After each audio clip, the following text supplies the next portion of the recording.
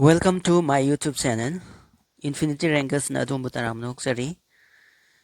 Channel asibu growth tobada mayamgi mateng ijari mayam support tobiramu. Channel asibu subscribe tobiramu, like nambiramu, comment pibiramu. Mya asoiba aranba yauragasu mayamna chumthokpiu suggestion pibiramu. Mathangi video singta asoiba sing semthoknabagi khudongchaba pibiu haijari. Yango ngarang aina tawgibudo adugi makhani bu ngasina tawdise mai do ngasina passive conjugation gi negative sentence to on tawdu passive ta negative conjugation tawdu ko negative conjugation tawbu tunda kamai tawge do ai hojik ira age ko yango somda yango ha me tawdise niom conjugation han irasi present tawdu natra adu targadi active voice ne ko passive voice ko passive voice ta negative natra tawdise negative negative tawdeba adu targadi irasi ko present da irasi present indefinite ta ko indefinite ta passive voice ta kamai lakadage ni humse kamai lakadage ji yengasu ahamada idese kano niyomse subject irani ko plus is natraga am harani ko or natraga are ko aduga kai haptaba not hapne negative ina aduga mathanda b3 gene sigi niyomse inde yani ko cha adu taragadi ahamada singular plural loi laigani mamanga tawgi dumaina amde irasi ko kamai irani I dadi kai hagiba am hagibane I am negative ta not hapani aduga b3 have natro b3 da kai kamai tawgi itan hagibane again we dadi kai season teba are have natro we are not itan hairane thank again you dadi kai na you are not itan hairane sumana adigi again you are not itan hairane yan dai ko sa adigi mathangda he da haibam laitro he dadi is haiba am haiteba he is not itan hairane sina present indefinite ki ko negative tense ta passive voice tori this man de da so kai don suma irani sibuk di yari ko mathangda muk tawtoi sina kano present kai dorani in continuous natro continuous ta di kai haigadagi am hairagi continuous tense ta kena habada my niyom de kena samanai sida not being hapakada subject plus is natraga am sine live niko are haraga sida not hapetna negative ki adu continuous ki being hapane aduga plus b3 harane sumaina on de sumaina si niyom ji india cd kawbe adiko si kawdi haji conjugation to be aro ko ahamada iro sida present da first person da kai rani I dadi kai hakiba am haib natro I am not sida continuous oibagi being hairane I am not being itan hairane again we dadi haibam natro we are not being itan hairane yan dai ko sa adagi mathangda you dadi kai haiba you are not being itan hairane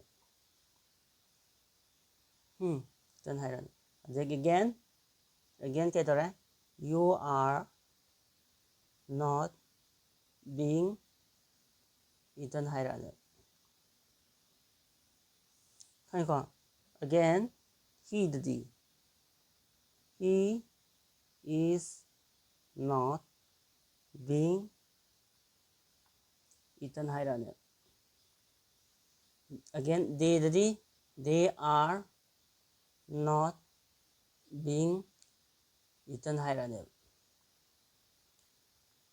그러니까 수마이 tꯧꯗꯅ present perfectꯁꯨ ꯂꯩꯅꯦꯕ ꯑꯗꯨꯕꯨ future passive voiceꯗꯗꯤ ꯀꯩꯗꯧꯔꯦ perfect continuous ꯂꯩꯇꯦꯕꯀꯣ ꯂꯩꯇꯕꯅ ꯃꯔꯝ ꯑꯣꯏꯔꯒ present perfect ꯐꯥꯎꯗꯪ ꯇꯧꯒꯅꯦꯕ ꯃꯃꯥꯡꯗ ꯑꯩ affirmative-ꯀꯤꯗ ꯇꯧꯈ꯭ꯔꯦꯗꯅ ꯈꯪꯉꯤꯀꯣ ꯑꯗꯨ ꯈꯪꯗ꯭ꯔꯦꯗꯅ ꯃꯃꯥꯡꯒꯤ ꯑꯩꯅ ꯚꯤꯗꯤꯑꯣ ꯂꯣꯏꯅ ꯑꯞꯂꯣꯗ ꯇꯧꯈ꯭ꯔꯕꯅꯦꯕꯀꯣ ꯑꯗꯨꯗ ꯌꯦꯡꯉꯣꯕꯀꯣ ꯅꯦꯛꯁꯇ ꯇꯧꯗꯣꯏꯁꯦ ꯀꯩꯅꯣ present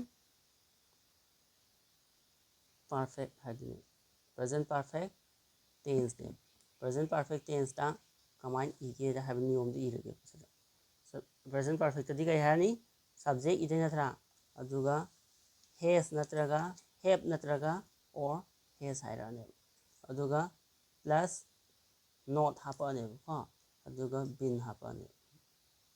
been plus b3 하이라카네. 아이네 강가도 없나 사 강가도 없나 passive voiceꯗꯗꯤ ꯀꯩꯗꯧꯔꯦ ꯂꯥꯁꯇ ꯀꯩꯗꯧꯔꯦ ꯚꯥꯕꯇꯣ B3 ꯐꯣꯝꯗꯣ ꯂꯣꯏ ꯊꯝꯒꯅꯦꯕꯀꯣ ꯒ꯭ꯌꯥꯟ ꯇꯥꯏꯀꯣ ꯁꯦ ꯒ꯭ꯌꯥꯟ ꯇꯥꯕ꯭ꯔꯣ ꯇꯥꯏꯀꯣ ꯑꯗꯨ ꯅꯦꯛꯁꯇ ꯑꯩꯅ ꯇꯧꯗꯣꯏꯁꯦ ꯀꯩꯗꯧꯔꯦ ꯍꯥꯞ ꯀꯟꯖꯨꯒꯦꯠ ꯇꯧꯔꯛꯑꯣ ꯁꯨꯃꯥꯏꯅ ꯑꯗꯨꯗꯤ ꯀꯩ ꯇꯧꯔꯅꯤ ꯑꯥꯏꯗꯗꯤ ꯀꯩ ꯂꯥꯛꯈꯤ ꯍꯦꯞ ꯂꯥꯛꯈꯤꯗ꯭ꯔꯣ ꯑꯥꯏ ꯍꯦꯞ ꯍꯥꯏꯔꯒ ꯆꯥꯅꯕ ꯍꯦꯞ ꯅꯠꯇ꯭ꯔꯒ ꯍꯦꯞ ꯁꯤꯒꯗꯕꯅꯤꯗꯅ ꯑꯗꯨ ꯁꯤꯗꯤ ꯑꯥꯏꯗꯗꯤ ꯍꯦꯞ ꯍꯥꯏꯕꯅꯤꯅ ꯅꯣꯠ ꯍꯥꯞꯄꯛꯑꯅꯤ ꯑꯥꯏ ꯍꯦꯞ ꯅꯣꯠ been kaya hani eaten hairani.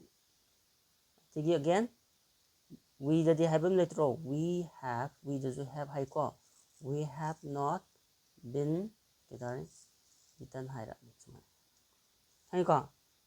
Again tienada you dadi.